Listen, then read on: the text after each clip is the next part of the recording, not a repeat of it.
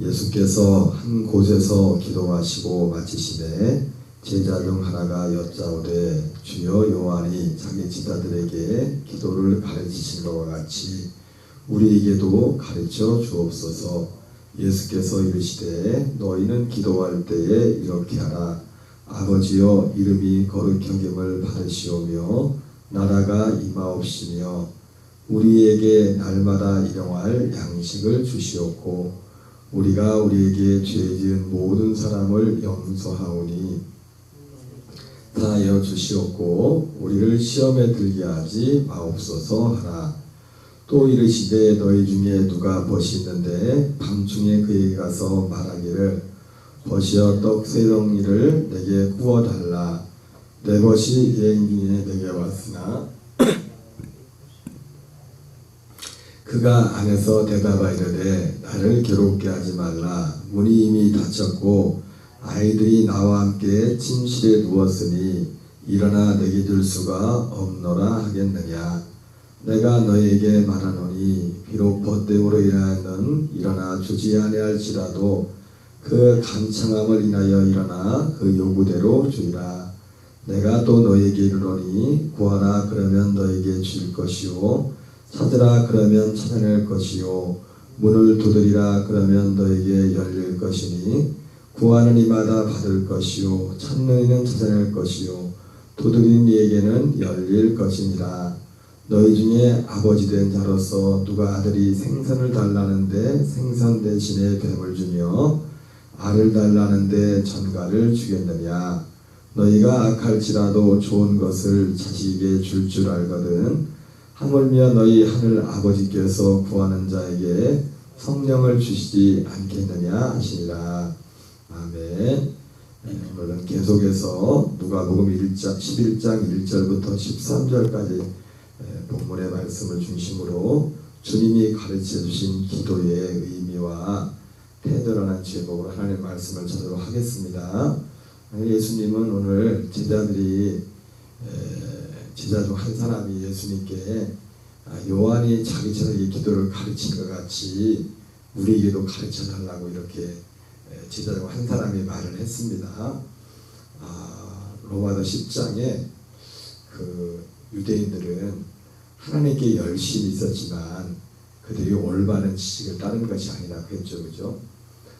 우리에게서 참된 믿음의 길을 가려면 우리에게 올바른 지식이 있어야 되고 또한 열심이 있어야 됩니다. 열심은 나쁜 것이 아닙니다. 열심이 없이 이룰 수 있는 것은 아무것도 없어요. 세상에 아무것도 없습니다. 열심이 없이. 물론 그 열심조차도 하나님의 주신 우리는 굳이 말하면 하나님의 은혜라고 할 수 있겠지만은 그러나 모든 것을 하나님의 은혜로만 치부하기에는 우리가 순종해야 될 몫이 있거든요. 우리 새벽에 일어나서 한숨 더 자고 싶은데 일어나서 오는 것 하나부터 시작해서 몸은 더 자면 좋지 않습니까? 하지만은 이 새벽에 나오는 것조차 모든 것 하나하나가 그런 것이죠. 오늘 이 예수님이 제자들에게 가르친 이 기도는 특별히 그런 면에 있어서 13절까지 같이 이제 하나의 말씀으로 이제 묶은 것은 예수님이 기도를 가르쳐 달라고 하는데 이 13절까지를 말씀했어요. 쉽게 말한다면 어떤 기도에 대한 내용, 이런 기도를 하는 것이다. 기도에 대한 내용이고 뒷부분을 말하면 기도에 대한 어떤 열심을 말해요. 열심에 대해서 어떤 기도하는 태도에 대해서. 그러나 그 태도보다 중요한 것은 여러분 둘 다 중요합니다. 마태복음 23장 23절에 예수님께서 이것도 행하고 저것도 버리지 말라고 했잖아요. 어떤 신앙의 어떤 내용이 있는데 그릇과 내용이 있다고 할 때 사람들은 내용이 중요하니 그렇게 말하지만 아니 내용이 있으려면 또 내용을 담을 그릇이 필요하듯이 두 가지가 다 필요한 거예요. 두 가지가 우리의 육신의 어떤 행실 그리스도의 도의 초보에서 완전한 대로 나가라고 했지만 그리스도의 도의 초보에 그 믿음의 단계가 없이 완전한 대로 나갈 수가 없어요. 그냥 건너뛰는 게 없어요. 그 내용이 그 믿음의 내용이 다 포함이 되는 거랍니다. 예수 그리스도에 대한 믿음 이전에 사도들이 먼저 하나님께 대한 회개를 전했다고요. 하나님께 대한 회개가 없는 사람들에게는 그리스도의 복음이 들어갈 수가 없어요. 복음이라는 것 자체가. 존 웨슬레이 목사님 표현으로 말하면 자기는 피터 베러를 만나기 전에 자기는 하나님에 대한 믿음을 알고 있었다. 그러나 예수 그리스도를 통한 믿음은 알지 못했다. 그렇게 말하는데 예수 그리스도를 통한 그 믿음이 오기 전에 이분에게는 하나님에 대한 그 믿음이 기반이 분명하게 되어 있었다. 하나님을 경외하는, 마치 고넬료가 베드로를 만나기 전에도 하나님을 경외하고 사람들을 구제하고 돌보고 항상 기도하는 어떤 하나님을 향한 그 믿음이 견고하게 있었던 것처럼 이 바탕 위에 그 복음이 이 베드로를 통해서 이 하나님 나라의 복음, 그리스도의 복음이 전해졌을 때 그 통해서 그 복음이 견고하게 섰던 것입니다. 오늘 예수님은 기본적으로 이 기도를 누구한테 가르쳤습니까? 12 제자들에게 가르쳤죠. 그리고 방금 봤던 것처럼 그 요청이 제자 중 한 사람의 요청으로 인해서 예수님이 기도를 가르쳐줬어요. 그 제자가 뭐라 했습니까? 예수님, 요한이, 세례 요한이 제자들의 기도를 가르친 것처럼 우리에게도 이 기도를 가르쳐 주십시오. 제가 제목이 주님이 가르쳐준 기도의 의미라고 이렇게 제가 의미와 태도라고 이렇게 정했지만은 예수님이 이 기도를 이렇게 기도해라. 기도의 내용이죠. 기도의 방법을 가르친 게 아니라 기도의 내용을 가르쳐 준 겁니다. 기도의 내용을 이걸 기도하라고. 얼마나 오랫동안 무릎을 꿇고 기도하나. 사실은 그 자체로서도 사실은 예수 그리스도 이름으로 기도한다는 것 자체가 그 자체로서도 의미가 있죠. 오래 기도하면 그 사람이 의도가 중심이 뭐 모든 걸 알지 못할지라도 정말 순수한 마음으로 그리스도를 알고자 하는, 진리를 알고자 하는, 하나님의 은혜를 구하는 그 순수한 마음으로 기도할 때 하나님께서 그 많은 기도를 통해서 하나님이 우리에게 주신 어떤 은혜들이 있죠.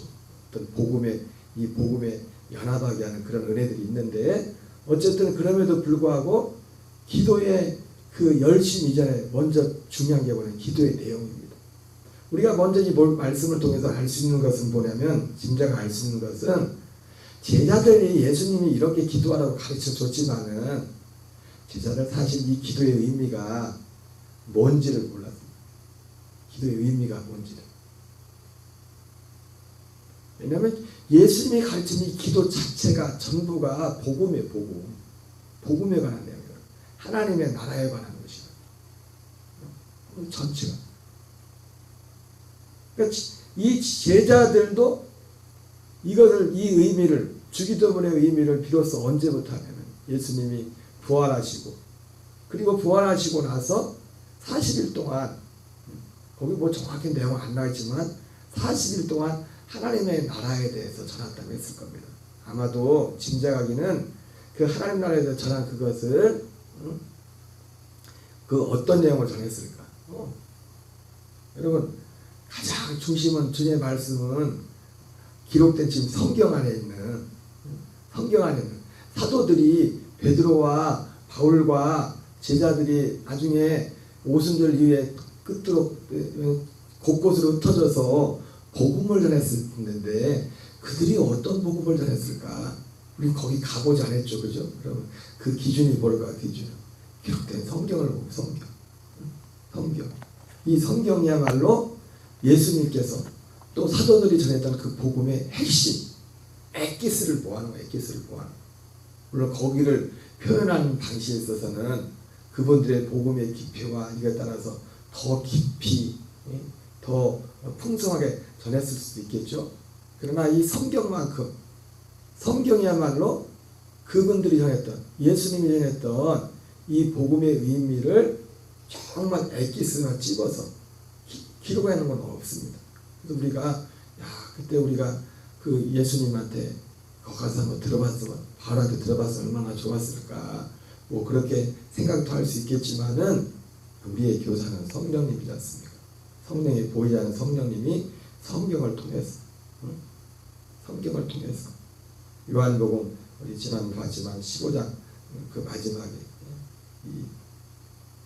그 말로 인해서 제자들이 전하는 그 말로 인해서 하나님을 믿는다고 하는 사람들로부터 또 당할 그런 고난, 미움들에 대해서 말씀하면서 그러나 너희들은 이것을 성령이 보이다 성령이 오시면 이걸 증거할 것이고 너희도 나와 함께 있었으므로 이것을 증거할 것이라고 말씀했지 않습니까? 그게 뭡니까? 예수님한테 들었던 거예요. 근데 예수님한테 들었던 것인데 그때는 뭔 뜻인지 몰랐어요.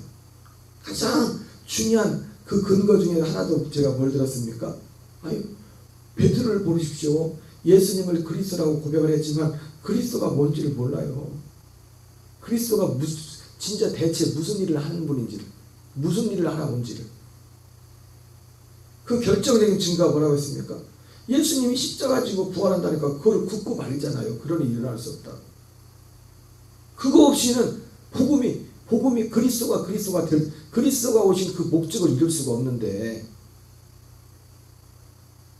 안 된다는 겁니다. 베드로는 모른다는 거죠. 베드로가 예수가 그리스도라고 말했지만은 그것도 하나님이 가르치지 않으면 모릅니다. 지금 내 앞에 있는 이분이 하나님이 보내신 그리스도라는 걸 사실상 어떻게 합니까? 어떻게 주님이 가르쳐줘요. 하나님 계신 내 아버지다. 그리고 실제로 객관적으로도 예수님이 그리스도라고 증명이 되려면 뭐 어떻게 됩니까? 사도 바울이 말했던 대로 성경대로 죽으시고 성경대로 다시 살아나셔야 돼요. 그분만의 그러니까 우리가 가시적으로 물론 진정한 그리스도의 되심은 가시적인 데서 완성되는 게 아니죠. 보이지 않는 하나님이 실제로 약속하신 궁극적인 그리스도는 누굽니까? 죽음과 부활의 과정을 거치고 승천하셔서 영광 받으시고 우리에게 생명 이사야서 3장 10절의 말씀처럼 생명의 씨가 되시고 요한복음 14장 1절 2절 말씀처럼 우리의 영혼에 거쳐 아브라함과 이삭과 야곱이 이 약속의 땅에 거하면서도 자기들을 이방인과 나그네 같이 여겼던 것은 그래서 장막 텐트 생활을 해. 텐트 생활을. 우리 임영미 전사님 어제 참 마음이 아프더라고. 지나가는 말씀으로. 요즘은 옛날에는 제가 당신이 그런 기도를 안 했었는데 요즘은 그런 기도를 하신다.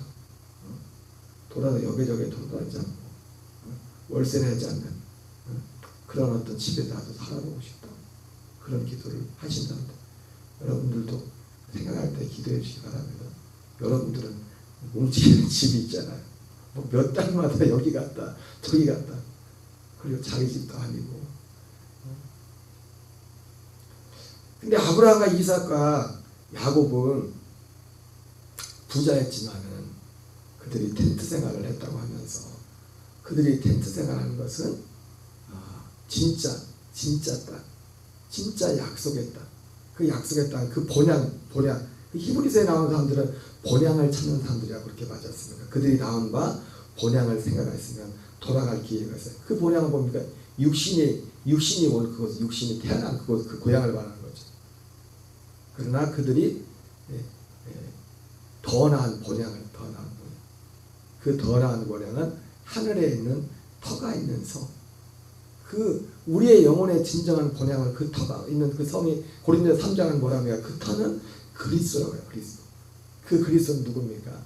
죽으심과 부활과 승천의 영광 받으신 요한복음 14장 말씀처럼 우리의 주님이 내가 처소를 예비하러 내가 가노니 처소를 예비하러 내가 다시 오리라.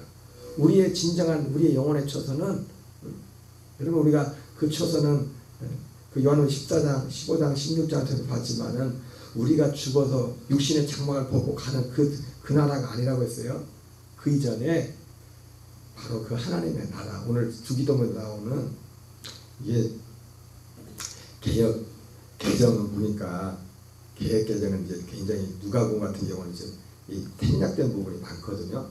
그런데 이제 이 킹제임스의 그 번역이나 그 헬라 원어를 보면은 또 번역이 더 풍성하게 그리고 주기도문도 많이 빠지지 않았어요. 여기 보면은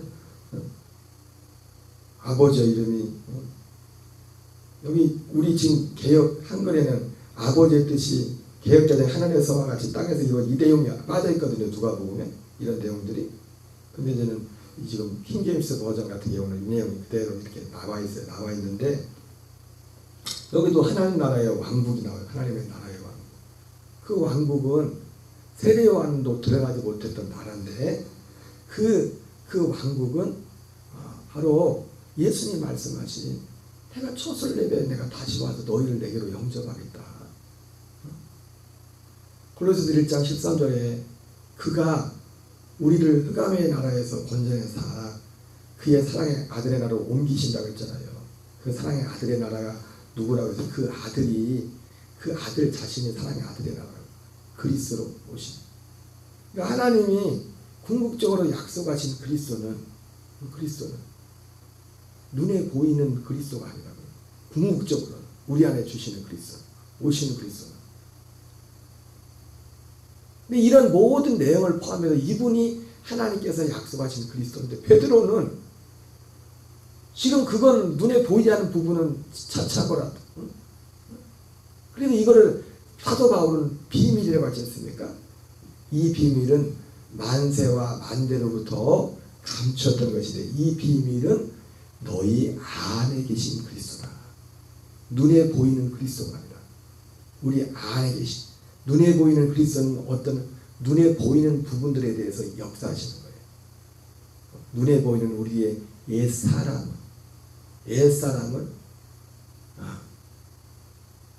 옛사람에게 할례를 하는 거죠. 그리스도와 함께 죽는 죽음을 통과하게 하는 거예요. 그러나 베드로는 뭐 그것까지 고사하고 예수님의 죽으심과 부활조차도 그걸 믿지 않았어요. 반드시 우리의 구원자는 우리 죄를 위해서 죽으셔야 돼요. 사람의 모습. 성경대로. 다른 말로 말하면 하나님의 약속대로. 성경대로라는 것은 약속대로라는 겁니다. 우리가 믿는 건 뭘 믿냐면 하나님의 약속을 믿는 거예요. 약속대로 죽으셨다. 약속대로. 그리고 약속대로 사흘 만에 다시 살아나셨어요. 적어도 가시적으로 우리의 구원자가 되려면 우리 죄를 위해 죽으셔야 되고 다시 살아나셔야 돼요. 그래서 살아나심으로 말미암아 그가 그리스도라는 것이 증명이 돼요. 증명. 죽음만 가지고 안 됩니다. 죽음만 가지고는 제가 그 춘천 한마음교회 김성로 목사님이 부활의 복음을 전하니까 교인들이 그 교회는 그 목사님이 체육 선생님 출신이라 굉장히 강하게 막 교인들을 훈련을 시키고 군대 같아. 원래부터 그분이 개척한 교회. 그렇게 다 젊을 때부터 가르쳐가지고 키워서 세우는 그런 교인들인데도 목사님이 어느 날 복음을 부활의 복음이라고 하니까 사람들이 교인들이 막 다 뻥쳐가지고 아니 복음이 십자가 복음이지 뭐 또 부활의 복음이냐고. 그래서 그 처음에 이제는 이 김성록 목사님이 부활의 복음이라고 이렇게 말을 전할 때 교인들이 막 이게 이 반감이 일어날 때잖아요. 복음이 십자가 복음이지 무슨 부활의 복음이냐고. 근데 진실께도 봅니까? 성경에는 십자가 복음이란 말도 없고 부활의 복음이란 말도 없어요. 십자가 부활이 그렇게 중요한데 성경은 그리스도의 복음이라고 하고 하나님 나라의 복음이라고 아들의 복음이라고 부활만 가지고도 안 돼요. 실제로 주님이 우리를 구원하는데 이런 데 역사에 있어서 어떻게 해요? 죄사함도 승천하셔서 죄사함을 이루잖아요. 우리의 죄를 사하는 피는 십자가에서 흘렸지만 그 피를 가지고 히브리서 9장 11절 12절에 창조에 속하지 않은 사람의 손으로 짓지 아니하는 창조에 속하지 않은 그 새로운 성전을 세워. 여러분 하나님의 나라는 새로운 성전에는 번제단이 없어요. 성소만 있어요. 성소만. 지성소만. 왜? 번제단은 갈보리가 번제단이거든요. 육체로. 번제단은 재물이 죽는 곳이잖아요. 그잖아요. 주님이 승천하셔서 손으로 짓지 않은 이 창조에 속하지 않은 성소를 지었는데 그 성소는 번제단이 없어요. 번제단은 갈보리 십자가가 번제단이에요. 거기서 주님이 우리의 죄를 위해서 피 흘리셨고 그리고 손으로 짓지 않은 성소에 단 한 번 자기 피를 가지고, 거기서 흘린 피를 가지고 어떤 주님이 부활하신 분, 영광 받으신 그분이 그 피를 가지고 성소에 들어가서 그 피로 영원한 속죄를 이루셨다고 말씀하고 있어요. 이런 내용들은 차치하고라도 베드로는 몰랐어요. 예수님이 그리스도라고 말이지. 그러니까 하나님이 가르쳐주니까 하는 거죠. 이분이 그리스도라는 거죠. 그리스도는 반드시 우리를 위해서 가시적으로 죽은 자야 되고, 죽음만 가지고 왔는데 부활해야 됩니다. 누가 그리스도인지를 몰라요. 십자가에 달렸다고 저 구원자가 아니라고요. 부활하셔야 된다고. 그래서 그 교인들이 초창기부터 함께 신앙생활했던 멤버들이 목사님한테 반감을 가지고, 목사님 갑자기 이상한 소리 한다고, 뭐 부활의 복음이냐고. 성경에 분명히 말하잖아요. 주님이 부활하지 않으면 우리의 믿음도 헛것이고 우리가 여전히 죄 가운데 있다고. 죄 문제 하나가 해결. 사실 방금 말했지만 죄 문제조차도 언제 해결됩니까? 승천하셔서 영원한 속죄도 그분이 승천하셔서 예수님이 부활하시고 40일 동안은 이 땅에 하나님 나라에 대해서 이렇게 가르쳤지만은 그때는 이런 죄 사함이 온전히 이루어지지 못된다고요. 단 한 번.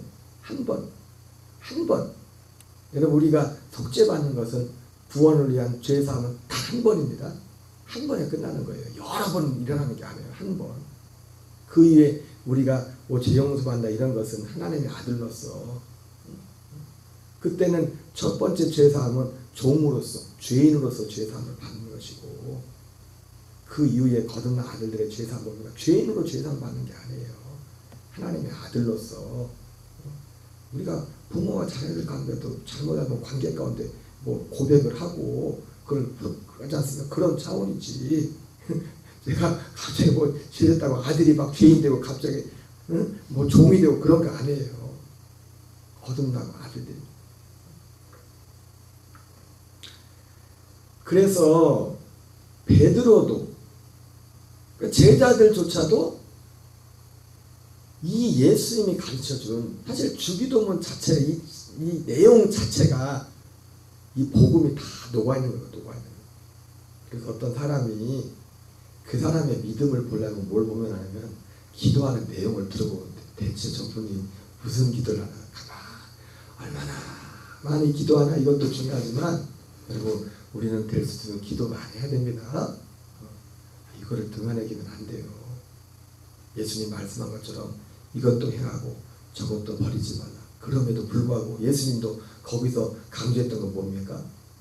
어떤 형식 이전의 내용을 먼저 강조했잖아요. 그런 것처럼 기도를 오랫동안 하는 것도 중요하지만 오랫동안 기도하기 전에 먼저가 뭐냐면 그 기도의 내용이란 말이에요. 근데 오늘 제자들은 몰랐어요. 사실은 예수님이 이렇게 가르쳐서. 세례요한은 알았을까? 예수님이 이때 세례요한이 여기 있었다면 세례요한도 자기 제자들에게 기도를 가르쳐주셨다고 하는데, 세례요한은 예수님이 이 기도를 가르쳐주면 세례요한은 뭔 내용인지 알았을까요? 세례요한도 몰라요. 이 기도의 의미가 뭔지. 이 기도의 의미가 뭔지를 알아들을 수가 없다고요. 제자들도 마찬가지고. 그 결정적인 증거, 세례요한 같은 경우도 세례요한이 감옥에 갇혔을 때 예수님에 대한 소식을 듣고서 예수님에 대해서, 그가 예수님에 대해 가지고 있는 그 지식이 온전하지 못해서 세례요한이 오실 그이가 당신입니까? 우리가 다른 일을 기다리오니까 그렇게 말했잖아요. 나중에 예수님이 세례요한의 제자들에게 말을 전해주면 보내면서 누구든지 나로 말미암아 실족하지 않은 자는 복이 있다. 예수님 때문에 실족한다는 게 뭡니까? 여러분, 예수님에 있다면 실족한 사람들 많습니다. 그 대표적인 사람들 중에 또 한 부류가 누굽니까? 요한복음 6장에 나오는 오병이어 사건 후에 예수님을 그렇게 극성스럽게 따랐던 사람들이 예수님 때문에 실족해서 다시는 예수님과 함께하지 않았다고 했어요.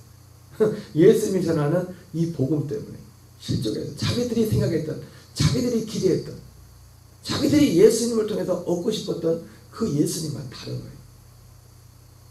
그리고 하나님이 궁극적으로 우리에게 주고자 하는 것은 예수님이 이렇게 기도하라고 말했던 것처럼 이 기도의 내용을 우리에게 이루는 거예요.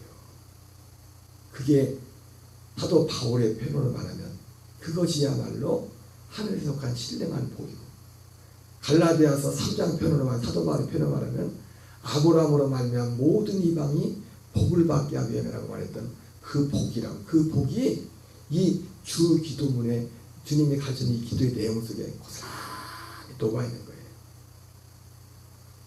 그래서 주님이 가르쳐준 기도의 의미를 우리가 온전히 할 때, 우리가 얼마나 많이 기도하냐는 그 다음이에요. 그 다음입니다. 그래서 예수님도 오늘 기도를 가르쳐줄 때 기도의 내용을 먼저 가르쳐주고, 기도를 어떻게 하는가 그 뒤에서 바로 이어서 가르쳐주지 않습니까? 이어서 두 가지가 다 같이 가는 겁니다. 그러나 순서로 말한다면 먼저 무엇을 기도할 건가? 우리가 진짜 무엇을 기도할 건가? 진짜 그래서 우리는 우리가 예수님이 기도를 가르친 것처럼 이 주님이 가르친 이 기도처럼 이것이 우리의 중심의 기도가 되어야 돼요. 실제로 예수님이 가르친 기도가 모든 범사의 기도가 그리하면 여기 먹고 사는 얘기는 안 나와 있는데 내가 기도할 그런 내용은 안 나와 있는데 예수님이 뭐라 합니까? 그거는 내가 더 해줄게. 니네 이것만 기도해. 하나님의 나라와 의를 구하랬잖아요. 그죠? 이 주기도문이 하나님의 나라와 의를 구하는 기도예요. 이 주기도문. 근데 문제는 뭐예요? 이 주기도문의 내용에 의미가 뭔지가 숨겨져 있다는 거예요. 자체는. 왜? 이것 자체가 복음이기 때문에. 복음이 녹아내는 거예요. 이 세상 신이 믿지 않는 자들의 마음은 혼미하게 그리스도의 복음의 영광의 형체를 비치지 못하게 한다 했잖아요. 그걸 가려운 것처럼 그것이 가려져서 주님이 가르치는 기도조차도 온전하게 이해하지 못하는 부분 사람들이 너무 많다. 왜? 복음이 왜곡됩니다. 주님이 말씀하신 우리에게 하고자 하는 그 복음의 진리가 세상 신이 그걸 가려버립니다. 주기도문조차도 우리의 인간적인 차원에서, 사람의 차원에서 그 정도는 그냥 이해하는 그런 것이 있는 겁니다. 어쨌든 오늘 주님이 가르치신 이 기도의 의미, 이 기도의 의미를 아는 것은 우리가 결국 주님이 우리에게 전한 복음이 뭔지를 아는 거죠. 이 자체가 복음이기 때문에 우리의 기도는 여기에 기반을 두고 이 뜻이 내게 이루어지고 더 많은 곳에 주님이 가르친 기도가 실제로 이루어지기 위해서 사람들 가운데 우리가 그것 때문에 기도하는 겁니다. 기도하는 이유. 내 자녀를 위한 것도, 내 가족을 위한 모든 기도도 주님이 가르친 그 기도가 이루어지기 위해서 기도하는 것입니다. 우리가 진짜 여기에 대한 기도에 뜨겁게 기도한다기보다는 여기에 대한 뜨거움으로 간절함으로 그 기도를 드려야 되는 겁니다. 오늘 한날도 이 한 주간도 이 안에서 승리하는 저와 여러분 되시기 바랍니다. 주기도문으로 마치겠습니다. 하늘에 계신 우리 아버지여, 이름이 거룩히 여김을 받으시오며 나라의 마옵시며 뜻이 하늘에서 이루어진 것 같이